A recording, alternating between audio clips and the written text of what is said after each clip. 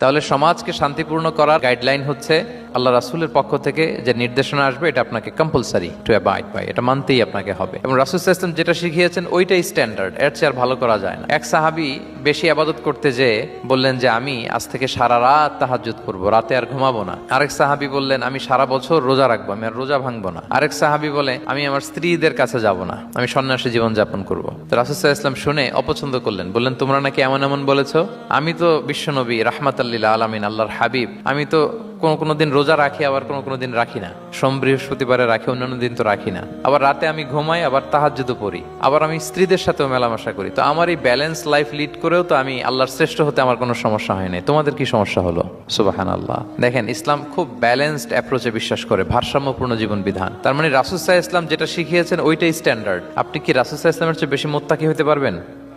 বুঝে থাকলে আওয়াজ করে বলুন, আল্লাহ রাসূলের চেয়ে বেশি বুজুর্গ হওয়া সম্ভব? মুত্তাকি হওয়া সম্ভব?